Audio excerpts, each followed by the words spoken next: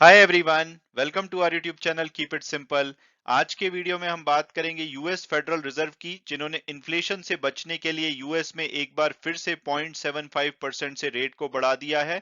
हालांकि stock market ने काफी पॉजिटिवली लिया है इस मूव को, और आज हमारी भी स्टॉक मार्केट ग्रीन में खुल सकती है। तो आज के वीडियो में हम इस टॉपिक को डिटेल में डिस्कस करेंगे और ये भी बात करेंगे कि भाई भारत में आने वाले टाइम में आरबीआई इंटरेस्ट रेट कितने बढ़ा सकता है। इसके अलावा जो फेडरल फंड रेट्स और एफओएमसी जो टर्म्स होती हैं, इनके मतलब क्या होते हैं। तो इन सभी बातों को हम डिटेल में डिस्कस करेंगे, और आगे बढ़ने से पहले अगर आपने अभी तक चैनल को सब्सक्राइब नहीं किया तो प्लीज सब्सक्राइब करके हमें मोटिवेट कीजिए। तो सबसे पहले अगर बात की जाए कि भाई ये फेडरल रिजर्व और फेडरल फंड रेट्स होते क्या हैं, तो फेडरल रिजर्व सिस्टम अगर आप इंडियन सिनारियो में बात करेंगे तो ये हमारे आरबीआई की तरह है, यानी कि रिजर्व बैंक ऑफ इंडिया की तरह। इसको फेडरल रिजर्व भी बोला जाता है और शॉर्ट में इसको फेड भी बोला जाता है। ये यूनाइटेड स्टेट्स ऑफ इंडिया का सेंट्रल बैंकिंग सिस्टम है, जैसे इंडिया का आरबीआई है। और फेडरल फंड रेट्स आप हमारी भाषा में समझ सकते हैं, जैसे हमारे यहाँ पे रेपो रेट्स होते हैं, वैसे ही फेडरल फेडरल फंड्स रेट होते हैं यूएस में, जिसपे कि यूएस के जो बैंक्स हैं दूसरे बैंकों को जो पैसा उधार देते हैं। हालांकि ये रेट फेडरल रिजर्व के द्वारा कंट्रोल किए जाते हैं और जो मार्केट कंडीशन होती है उसके हिसाब से इसको बदला जाता है। और बैंकों का जैसे पता होगा कि उनको एक सर्टेन परसेंटेज होता है, उसको डिपॉजिट के रूप में रिजर्व की तरह रखना होता है, जिसको कि फेडरल फंड्स बोला जाता है। लेकिन बैंक क्योंकि प्रॉफिट कमाना चाहते हैं, तो ओवरनाइट ये दूसरे जो फाइनेंशियल इंस्टीट्यूट हैं उसको ये उधार देते हैं, और जिस रेट पे ये उधार देते हैं उसको फेडरल फंड रेट बोलते हैं। हमारे यहाँ पे जैसे रेपो रेट होता है, लेकिन वो फिक्स होता है। जैसे आज की डेट में जो रेपो रेट है भारत में वो 4.9% है, बट यूएस में इसकी एक रेंज दी जाती है। तो अब जो कल इसमें इंक्रीज किया गया है, उसके बाद जो 27 जुलाई 2022 से इसके जो नए फेडरल फंड रेट्स हैं उसकी रेंज 2.25% से लेकर के 2.5% तक है। तो भाई ये रेंज में क्यों होता है, हमारी तरह फिक्स क्यों नहीं होता? तो उसकी रीजन ये है कि फेडरल रिजर्व वहां पे एक सेट नंबर मैंडेट नहीं कर सकता। वो एक टारगेट रेट दे देते हैं गाइड के लिए कि भाई बैंकों को उस पे ही लेंडिंग करनी है मनी की, और उस रेंज में जो भी वॉल्यूम वेटेड मीडियन होता है ओवरनाइट बैंकिंग ट्रांजैक्शन का, वो इफेक्टिव फेडरल फंड रेट बन जाता है। तो अगर आप देखेंगे 2008 का जो ग्लोबल इकोनॉमिक क्राइसिस आया था, उसके बाद ये रेट 1% के आसपास रहते थे। ये मैक्सिमम जो बड़े थे वो 19 दिसंबर 2018 को थे, इससे पहले 2.25 से 2.5%। और अब वापस से 2018 के लेवल पे पहुंच चुके हैं। उसकी वजह है क्योंकि इन्फ्लेशन बढ़ रहा है, इस वजह से वहां का फेड जो है वो रेट्स को बढ़ा रहा है। और अब अगर बात की जाए कि भाई ये एफओएमसी यानी कि फेडरल ओपन मार्केट कमेटी क्या होती है, जैसे अगर हमारे सिनारियो में बात करें तो आरबीआई की एमपीसी यानी कि मॉनेटरी पॉलिसी कमेटी की मीटिंग्स होती हैं, उसी तरह से जो यूएस का फेडरल रिजर्व है, इनकी फेडरल ओपन मार्केट कमेटी की मीटिंग होती है, जिसमें कि ये यूएस इकोनॉमी के आउटलुक और जो मॉनेटरी पॉलिसी ऑप्शंस हैं उसको डिस्कस करते हैं।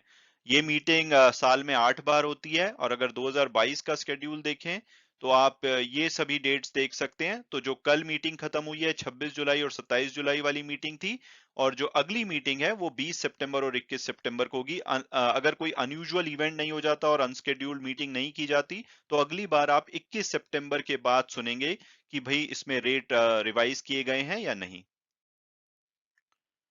और अब अगर बात की जाए लेटेस्ट डेवलपमेंट की, तो जो कल 26 और 27 जुलाई के बाद जो मीटिंग खत्म हुई है, उसके बाद जो फेडरल रिजर्व के ऑफिशियल्स हैं, इन्होंने जो फेडरल फंड रेट्स हैं उसको 75 बेसिस पॉइंट यानी कि 0.75% से बढ़ाने का ऐलान किया है। और ये सेकंड स्ट्रेट मंथ है, यानी कि जून में भी 0.75% से रेट बढ़ाए गए थे, अब दोबारा से 0.75% से रेट बढ़ाए गए हैं। और जो इनके चेयरमैन हैं जेरोम पावेल, उन्होंने बोला है कि भाई ऐसा नहीं है कि आगे नहीं बढ़ाए जाएंगे, हो सकता है कि जो अगली मीटिंग इनकी सितंबर में है उसमें भी दोबारा से सिमिलरली 0.75% से रेट बढ़ाए जाएं। और इन्होंने अभी के लिए बोला है कि भाई जो यूएस इकोनॉमी में रिसेशन की बात की जा रही है कि भाई ऐसे रेट बढ़ाते रहोगे तो रिसेशन में चली जाएगी इकोनॉमी, तो इन्होंने उस स्पेकुलेशन को रिजेक्ट किया है। इन्होंने कहा है कि भाई जॉब डेटा बहुत ही अच्छा आ रहा है, तो हमें नहीं लगता कि यूएस इकोनॉमी में के रिसेशन में जाने के चांसेस हैं। और जो ये क्यूमुलेटिव जून जुलाई का इंटरेस्ट है अब 1.5% बढ़ चुका है। ये 1980 के एरा के बाद में सबसे बड़ा जो इंटरेस्ट रेट राइज है, क्योंकि तब बहुत ज्यादा प्राइसेस बढ़ रहे थे। आपको याद होगा कि पॉल वॉलकर, जैसे आज की डेट में जेरोम पावेल फेडरल रिजर्व के चेयरमैन है, ऐसे पॉल वॉलकर होते थे। इन्होंने बहुत तेजी से रेट बढ़ाए थे इन्फ्लेशन को कंट्रोल करने के लिए। दोबारा से देखा जा रहा है कि उसी तेजी से रेट्स को बढ़ाया जा रहा है। तो भाई अगर रेट्स बढ़ाए गए हैं और जो कमेंट्री है वो भी पॉजिटिव नहीं लग रही है, तो हम ये कैसे कह सकते हैं कि हमारी मार्केट ग्रीन में खुल सकती है? तो उसकी वजह है कि इन्होंने साथ साथ में ये बोला है कि आने वाले टाइम में जो रेट इंक्रीज की पेस है उसको स्लो किया जा सकता है।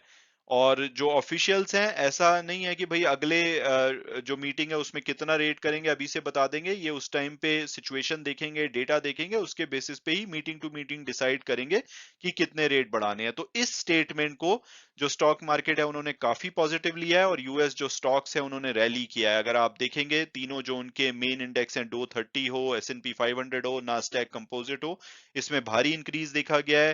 नेस्डैक कंपोजिट तो 4.06% बढ़ा है, S&P लगभग 2.62% और डो जोन्स भी 1.37% बढ़ा है। हालांकि पोस्ट मार्केट आर फेसबुक के रिजल्ट आए हैं, और फेसबुक जो कि मार्केट आवर्स में रिजल्ट से पहले लगभग 6.5% बढ़ा था, लेकिन रिजल्ट इनके काफी खराब आए हैं, गाइडेंस भी आगे की वीक है, तो उसकी वजह से ये 5% के आसपास इनका शेयर गिरा है। तो उसका दबाव थोड़ा सा देखा जा रहा है। तो दो फ्यूचर जो इनके फ्यूचर्स हैं, जो मार्केट आवर्स के बाद ट्रेड कर रहे थे, तो इसमें थोड़ी सी कमी आई है, हालांकि इतनी कमी नहीं है जितना इंक्रीज देखा गया था। तो ओवरऑल अभी भी सेंटीमेंट काफी पॉजिटिव है। और अब अगर बात की जाए कि भाई यहाँ से नेक्स्ट क्या होगा, तो जो फेड पॉलिसी मेकर हैं यूएस के, उनके हिसाब से अब जो रेट्स हो चुके हैं वो इनके न्यूट्रल के जो एस्टीमेट है उस लेवल पे पहुंच चुके हैं। तो यानी कि इस जगह से ना तो इकोनॉमी बहुत तेजी से भागेगी, ना ही बहुत तेजी से कम होगी। और इसके अलावा जो मिड जून में फोरकास्ट दिए गए थे कि भाई जो इस साल के एंड में 3.4% इंटरेस्ट हो सकता है, जो रेंज अभी 2.25 और 2.5 है, ये इस साल के अंत तक 3.4% तक जा सकती है, और 2023 में ये 3.8% हो सकती है। तो पावेल साहब ने ये बोला है कि भाई जो जून के फोरकास्ट थे वो अभी भी बेस्ट करंट गाइड है, और उसी के हिसाब से इनको उम्मीद है कि जो रेट्स हैं 3.4% इस साल के अंत में, और अगले साल के अंत में 3.8% होंगे। बाकी आने वाले टाइम में इन्फ्लेशन कैसे रहता है उसके हिसाब से देखा जाएगा। और अब अगर बात की जाए कि भाई रेट को इतनी तेजी से इंक्रीज क्यों किया जा रहा है, तो उसकी सबसे बड़ी वजह है इन्फ्लेशन। यूएस में जो जुलाई में रिटेल इन्फ्लेशन का डेटा सामने आया था उसमें 9.1% का इन्फ्लेशन था। अगर हम इंडिया से कंपेयर करें तो हमारे यहाँ पे 7.01% इन्फ्लेशन है, जो अपने आप में बहुत ज्यादा है, क्योंकि हम कोशिश करते हैं कि 2 से 6% के बीच में रहे। लेकिन हमारे यहाँ पे रेपो रेट 4.9% है, इन्फ्लेशन 7.01% है, जो अपने आप में खराब है। फिर भी इनका जो गैप है 2.1% के आसपास है। लेकिन यूएस में इतना ज्यादा इंटरेस्ट बढ़ाने के बाद भी अभी भी 2.25 2.5 के बीच में इंटरेस्ट रेट्स हैं, और इन्फ्लेशन 9.1% है। तो गैप बहुत ज्यादा है, इसलिए जो इनके ऑफिशियल्स हैं फोर्सफुली इंटरेस्ट रेट को बढ़ा रहे हैं, ताकि इकोनॉमी में थोड़ा सा कूल डाउन आए, चाहे इसकी वजह से रिसेशन का भी खतरा बना रहे। तो क्या है, जो ये अभी तक रेट बढ़ाए गए हैं उसकी वजह से थोड़ा बहुत यूएस इकोनॉमी में इम्पैक्ट हो रहा है। डेफिनेटली यूएस इकोनॉमी में इम्पैक्ट देखा जा रहा है, खास करके हाउसिंग मार्केट में इसका इम्पैक्ट साफ साफ दिख रहा है, क्योंकि जो वहां पे सेल्स है काफी नीचे आई है। क्योंकि इंटरेस्ट रेट बढ़ेंगे तो लोगों की ईएमआई बढ़ेगी, ईएमआई बढ़ेगी तो वो कम घर खरीदेंगे, तो वो साफ साफ इम्पैक्ट देखा जा रहा है। तो अब जो इन्वेस्टर हैं वो कीनली वॉच करेंगे सितंबर मीटिंग में कि भाई क्या उस टाइम पे जो इंटरेस्ट रेट है इसी पेस से बढ़ाए जाते हैं या उसमें कमी की जाती है, क्योंकि ज्यादातर जानकार ये मान रहे हैं कि अगली बार शायद 0.5% से रेट बढ़ाए जाएं। अगर इन्फ्लेशन नंबर जो अगस्त में आने हैं वो अगर ठीक से नहीं आते हैं, तो हो सकता है कि दोबारा से 0.75% या ज्यादा रेट बढ़ाए जाए, जो कि स्टॉक मार्केट और रिसेशन के लिए काफी खराब न्यूज होगी। तो आने वाला टाइम बहुत ही इंटरेस्टिंग होगा, देखना होगा कि किस तरफ से यूएसए का इन्फ्लेशन जाता है। और अगर इनके जीडीपी के नंबर की बात की जाए तो सेकंड क्वार्टर के जो प्रिलिमिनरी नंबर हैं वो आज यानी कि 28 जुलाई को डिक्लेयर किए जाएंगे। फोरकास्ट 0.5% का है। हालांकि काफी जानकार ये भी मान रहे हैं कि ये नेगेटिव में भी हो सकते हैं, क्योंकि पिछले क्वार्टर के जो नंबर थे वो 1.6% नेगेटिव थे। और अगर इस क्वार्टर के भी नंबर नेगेटिव में रहते हैं तो टेक्निकली यूएस की जो यूएस की जो इकोनॉमी है वो रिसेशन में जा सकती है। तो ये भी नंबर्स आज क्रिटिकल होंगे, जो कि आज शाम को आएंगे, और इसका इम्पैक्ट हमारी मार्केट में कल दिखाई देगा।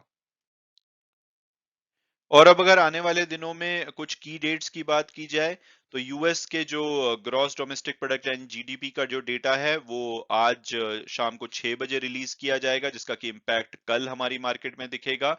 तो ये इंटरेस्टिंग होगा। इसके अलावा जो यूनाइटेड स्टेट्स के इन्फ्लेशन नंबर हैं 10 अगस्त को रिलीज किए जाएंगे। ये बहुत ही इंपॉर्टेंट है। अगर ये 9.1% से कम नहीं हुए या यहाँ पे अच्छा खासा कमी नहीं देखी गई, जो कि उम्मीद है कि कम होंगे क्योंकि क्रूड ऑयल के प्राइसेस कम है। इनके प्रेसिडेंट भी बोल चुके हैं कि काफी इनको उम्मीद है कि अब इन्फ्लेशन के नंबर कम होंगे, तो ये आंकड़ा बहुत ही इंपॉर्टेंट होगा। इसके अलावा अगर हम इंडियन पर्सपेक्टिव से देखें, तो जैसे इनकी फेडरल रिजर्व की मीटिंग थी, हमारी जो एमपीसी की मीटिंग है ये 3 अगस्त से 5 अगस्त के बीच में होगी। पहले ये 2 अगस्त से 4 अगस्त के बीच में थी, लेकिन एडमिनिस्ट्रेटिव रीजन की वजह से इसको एक दिन से पोस्टपोन किया गया है। तो 5 अगस्त को के बाद जो हमारे गवर्नर साहब हैं वो डिक्लेयर करेंगे कि भाई रेट इंक्रीज होंगे या नहीं होंगे, जिसका कि इम्पैक्ट अगले वीक आप देख सकते हैं।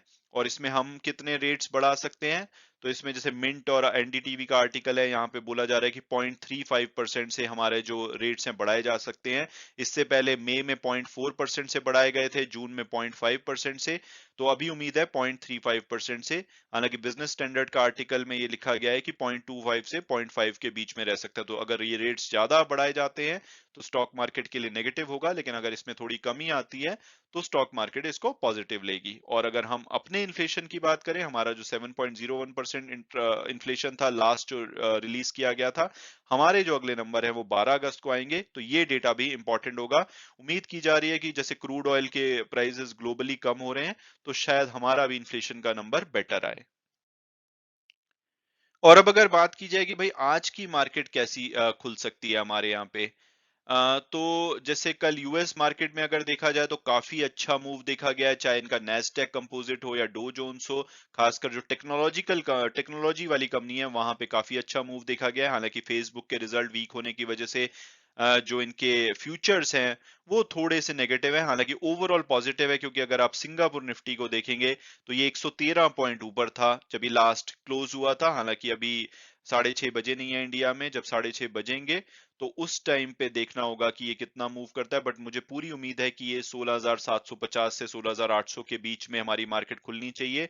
और खासकर इन्फोसिस, विप्रो, टीसीएस जो आईटी शेयर्स हैं उसमें अच्छा मूव होना चाहिए, क्योंकि यूएस में रिसेशन आने की खबर थी कि भाई अगर इंटरेस्ट रेट बहुत तेजी से बढ़ाए गए, 1% तक बढ़ाए गए, तो रिसेशन आ सकता है। और रिसेशन आ गया तो आईटी के जो स्पेंडिंग है उसमें वहां की कंपनीज कमी ला सकती हैं। और हमारी जो आईटी की कंपनीज हैं बहुत मेजर शेयर ये यूएस से कमाती हैं, तो इसलिए डर था। लेकिन इंटरेस्ट रेट इतनी तेजी से नहीं बढ़ाए गए और पॉजिटिव कमेंट्री दी गई है, उस वजह से आज इन्फोसिस, विप्रो और टीसीएस के शेयर में आप अच्छी बढ़ोतरी देख सकते हैं। और इनके जो एडीआर यूएस में लिस्टेड है उसमें भी देखा, इन्फोसिस 4.47% से बढ़ा, विप्रो 3.82% से बढ़ा है। हालांकि जो पोस्ट मार्केट आवर्स इसमें भी थोड़ी सी कमी आई है, फेसबुक का इम्पैक्ट इसमें भी दिख रहा है, लेकिन बहुत ही माइनर इम्पैक्ट था जब मैंने लास्ट चेक किया था। तो आज पूरी उम्मीद है कि आईटी के शेयर्स काफी अच्छा कर सकते हैं। मैं उम्मीद करता हूं कि आपको ये वीडियो पसंद आया होगा और आपने कुछ नया जाना होगा। Thanks so much for watching the video and God bless you all.